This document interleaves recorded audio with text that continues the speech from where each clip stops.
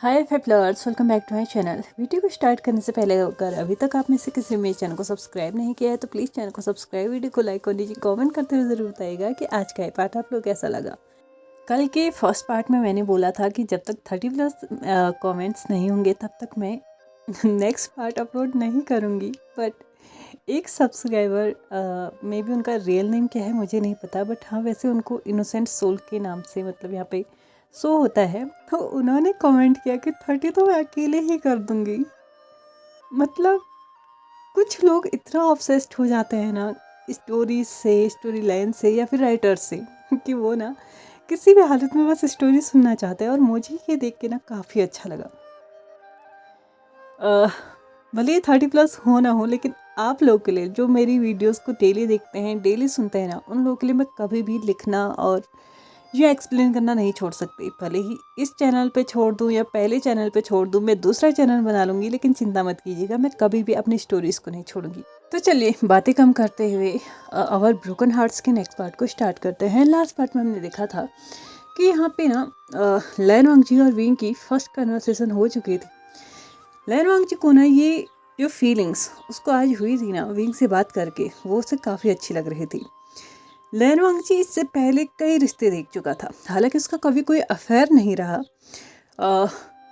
जब कभी उसने कॉलेज स्टार्ट किया था, आई मीन कॉलेज प्रोफेसर के तौर पे, तो तब एक छोटा सा क्रश उसको हुआ था किसी पे, लेकिन हाँ वो इतना लॉन्ग लास्टिंग नहीं था क्योंकि वो बंदा किसी और को पसंद करता था।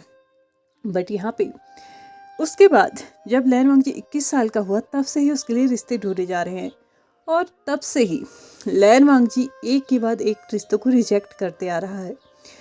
आज भी उसने यही सोचा था कि यार किस बंदे को, किस नमूने को न जाने फिर से अंकल उठा के लेके आए होंगे, क्योंकि ऑफ कोर्स सी बात है जो लैन वांगजी की एक्सपेक्टेशंस थी ना वो तो थोड़ी अलग थी। उसे ना ईगोइस्टिक पर्सन पसंद नहीं। मतलब खुद का ईगो तो खैर थोड़ा बहुत होता ही है, हर किसी में होता है, लेकिन सामने वाला इंसान भी उसे समझे, इस चीज़ की केयर करे।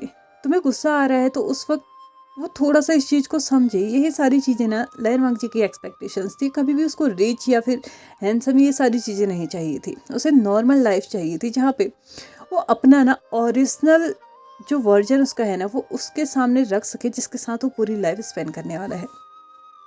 हालांकि बीइंग को देख के उसको ऐसा नहीं लगा था कि यही मेरा लाइफ पार्टनर होने वाला है, लेकिन हाँ आज उसको एक अलग सी फीलिंग हुई थी।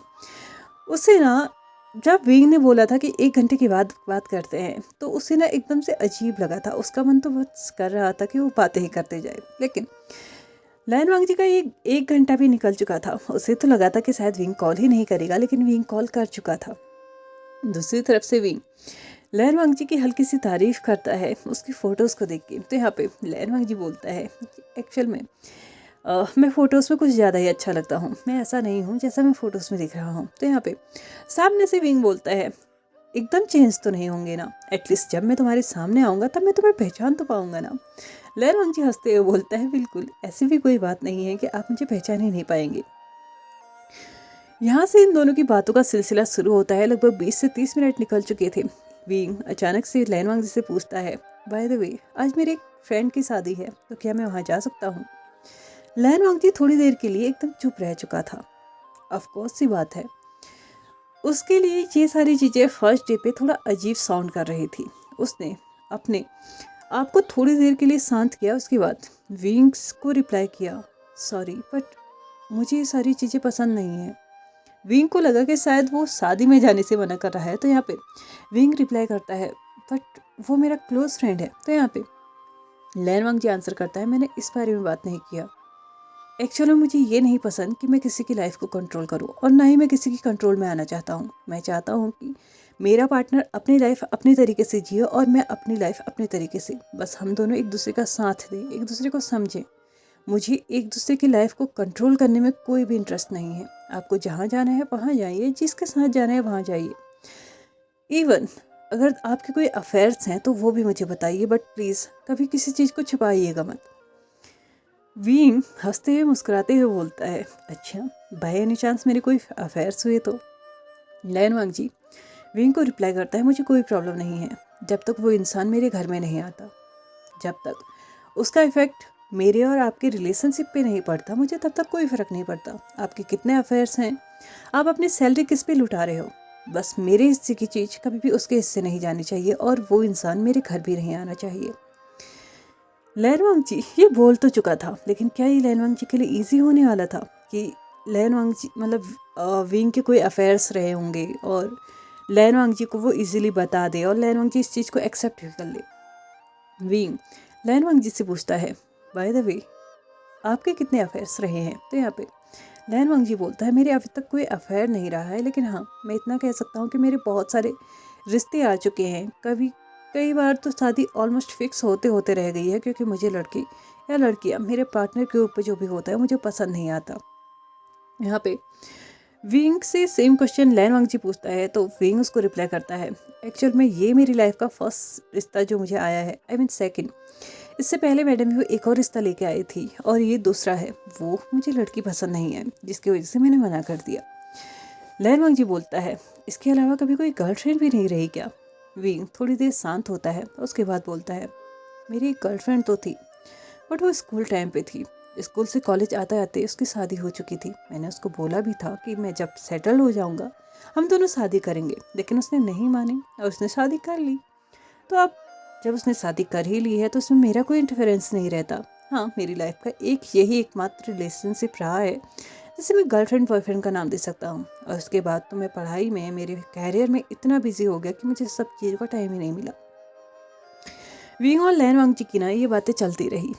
यहाँ से उन लोगों की कन्वर्सेशन का एक प्यारा सा मोड़ शुरू हुआ था, जहाँ पे लैनवांग जी सच में विंग के साथ ना एकदम कंफर्टेबल हो चुका था। यहाँ पे विंग के घर वाले भी, आई मीन विंग की आंट भी उसको ये पूछ रही थी कि वो कब उससे मिलने जाएगा। और विंग ये सेम क्वेश्चन लैनवांग जी से भी करता है। लैनवांग जी विंग से पूछता है कि क्या वो मुझसे मिलना चाहता है, आई मीन इतना ज़रूरी है, क्योंकि जब उसको टाइम हो तब आ सकता है। तो यहाँ पे आंट विंग बोलता है कि उसकी आंट चाहती है कि हम जल्दी से जल्दी मिल लें। लैनवांग जी के एंड से लैनवांग जी को इस रिश्ते से ना कोई प्रॉब्लम नहीं थी। वो अब इस रिश्ते में ना विंग को देखना भी नहीं चाहता था कि एक्चुअल में वो कैसा दिखता है, क्योंकि इतने दिनों में विंग ने इतने जेंटली, इतनी पोलाइटली और इतने स्वीट तरीके से उसको हैंडल किया था, उसको ट्रीट किया था ना, उसको विंग बहुत ज़्यादा केयरिंग, अंडरस्टैंडिंग और एक ऐसा इंसान मिला था ना जिसको सच में पसंद कर सकता है, जिसके साथ वो अपनी लाइफ स्पेंड कर सकता है और जिसके साथ ना वो अपना बचपना दिखा सकता है। एक्चुअल में वो ऐसा कर भी रहा था पिछले एक हफ्ते से। विंग बोलता है, एक्चुअल में अभी तो मेरे पास टाइम नहीं है, लेकिन हाँ 2 हफ्ते की बात हो सकता है। लेकिन इस बीच में मुझे किसी अनदर सिटी जाना है अपने बिजनेस की उसकी वजह से, आई मीन ऑफिस के काम की वजह, कंपनी काम की वजह से। लैनवांग जी बोलता है, ओके कोई प्रॉब्लम नहीं है। कुछ दिनों में ही विंग अपने उस सिटी पे भी जा चुका था जहाँ पे उसे जाना था, लेकिन लैनवांग जी को वहाँ जाके ना उसने एक बार भी कॉल नहीं किया था। लैनवांग जी को ये सारी चीज़ें ना तो बहुत ज़्यादा हर्ट कर रही थी।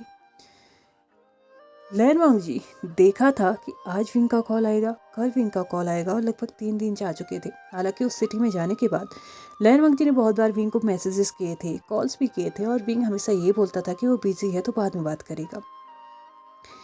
लैनवांग जी को यही लग रहा था कि शायद विंग बिजी होगा, और कहीं ना कहीं हो सकता है ये सच भी था। अभी ना हम जानते हैं ना ही विंग जानता है। और एक्चुअल में देखा जाए तो जिस स्टोरी से मैं इस चीज़ को इंस्पायर्ड होकर ले रही हूँ ना, वहाँ पे भी मुझे नहीं पता, या फिर उस बंदे को भी नहीं पता कि एक्चुअल में बिजी था या फिर बहाना बना रहा था। यहाँ पे लैनवांग जी को लगा था कि शायद विंग उससे ना बोर होने लगा है और शायद ये रिश्ता अब नहीं होने वाला। बट लैनवांग जी को इतना खुश उसके ब्रदर ने देख लिया था, और लैनवांग जी अपने घर भी आ चुका था, और उसके अंकल ने भी उसके साथ, मतलब उसको कहा, एक होती है ना, हम जब खुश होते हैं तो चीज़ें हर किसी को ऑब्जर्व हो जाती हैं, हर कोई उसको नोटिस करने लगता है। तो उसके अंकल ने भी ना ये नोटिस कर लिया था। अब लैनवांग जी के लिए ना ये थोड़ा टफ पड़ रहा था कि वो अपने अंकल से ये बोले कि यार सामने वाला इंसान उसको कॉल नहीं कर रहा, मैसेज नहीं कर रहा, बात नहीं कर रहा है, और कहीं कहीं ना कहीं ये सिचुएशन है कि शायद इस शादी से मना हो सकती है। लैनवांग जी को पता चलता है कि विंग फिर से अपनी कंपनी आ चुका है। उससे भी वो तब पता चलता है जब उसने ही विंग को मैसेज किया था। विंग उसे बताता है कि वो आज सुबह ही सिटी वापस आया है। दूसरे दिन सुबह ये पूरा दिन निकल चुका था। विंग ने फिर से ना कोई कॉल किया था, ना ही कोई मैसेज किया था। दूसरे दिन सुबह लैन वांगजी अब हद से ज़्यादा फ्रस्ट्रेटेड हो चुका था। एक तरफ से उसके अंकल पूछ रहे थे कि वो लोग कब आ रहे हैं, वो लोग मिलने के लिए कब आ रहे हैं, और दूसरी तरफ से उसके ब्रदर भी उसको सेम क्वेश्चन कर रहे हैं कि वांगजी कैसा चल रहा है, क्या चल रहा है, तुम्हें लड़का पसंद तो है ना, इतने दिनों तक तुमने किसी से बात नहीं की, मैं श्योर हूँ कि वो लड़का तुम्हें पसंद है, और वो लोग कब आ रहे हैं मिलने, तुम कब शादी करना चाहते हो, क्या तुम जल्दी करना चाहते हो या देर में करना चाहते हो। लैन वांगजी की तो मर्जी बिल्कुल ऐसी थी कि अगर कल ही शादी हो जाए तो कोई दिक्कत नहीं है, बिना मिले भी शादी हो जाए तो कोई मतलब नहीं है। लेकिन मतलब इस चीज़ से था कि विंग पिछले 2-3 दिनों से कहाँ है, उसको वो कॉल क्यों नहीं कर रहा, मैसेज क्यों नहीं कर रहा। लैन वांगजी इन सारी क्वेश्चन से ना अब फ्रस्ट्रेटेड हो चुका था। लैन वांगजी इस बात को कंफर्म करने के लिए कि क्या रिश्ता टूट चुका है या फिर ये कंटिन्यू हुआ है, उसने विंग को मैसेज किया कि मेरी हिम्मत नहीं है मैं अपने घर में मना कर सकूं, प्लीज़ तुम अपने आंट ही से बोल दो कि वो मना कर दे और यहाँ पे बता दे कि अब ये रिश्ता नहीं हो रहा है। लैन वांगजी के मैसेज को डिलीवर हुए कुछ ही सेकंड्स हुए थे, सामने से विंग के कम से कम 5 से 6 मैस्ड कॉल्स आ चुके थे। लैन वांगजी गुस्से में था, उसे पता था कि अगर वो इस वक्त कॉल उठाएगा ना तो वो कुछ ना कुछ उल्टा सीधा बोल जाएगा, क्योंकि लैन वांगजी का गुस्सा पहले आता तो नहीं है, अगर आ गया तो फिर वो कंट्रोल से बाहर रहता है, इसलिए उसने ना उन कॉल्स को नहीं उठाया। दूसरी तरफ से फिंग अब मैसेजेस करना स्टार्ट कर चुका था कि प्लीज़ कॉल रिसीव करो, मुझे बात करनी है। तो मैं ऐसे कैसे कह सकता हूँ कि ये रिश्ता नहीं हो सकता, मुझे शादी करनी है तो सिर्फ तुमसे करनी है, मैं किसी और से शादी नहीं करने वाला। हमने इतने दिनों से बात कर ली है, मुझे पता है तुम मेरे साथ कंफर्टेबल हो, मैं तुम्हारे साथ कंफर्टेबल हूँ, तो मैं अब किसी और के बारे में सोचना भी नहीं चाहता। तुम्हारा और मेरा रिश्ता फाइनल है, प्लीज़ इसको इस तरीके से तोड़ने की बात मत करो। तुम्हें क्यों लग रहा है कि मैं ये रिश्ता तोड़ने वाला हूँ। विंग के लंबे चौड़े बहुत सारे मैसेजेस आ चुके थे। लैन वांगजी अपने आप को कंट्रोल कर रहा था, अपने गुस्से को शांत कर रहा था। फाइनली लैन वांगजी ने विंग को बोला, ठीक है बोलो, क्या बोलना चाहते हो तुम। उसने मैसेज में ही ये बात बोली। विंग ने तुरंत कॉल किया, लैन वांगजी ने बात की। यहाँ पे थोड़ी देर तक तो लैन वांगजी गुस्सा रहा, लेकिन थोड़ी ही देर के बाद विंग ने फिर से उसे मना लिया था, और विंग ने ये बात भी लैन वांगजी से बोली कि वो बिजी था, बस इस वजह से कॉल मैसेज नहीं कर पाया, लेकिन ऐसा नहीं है कि वो इस शादी को नहीं करना चाहता।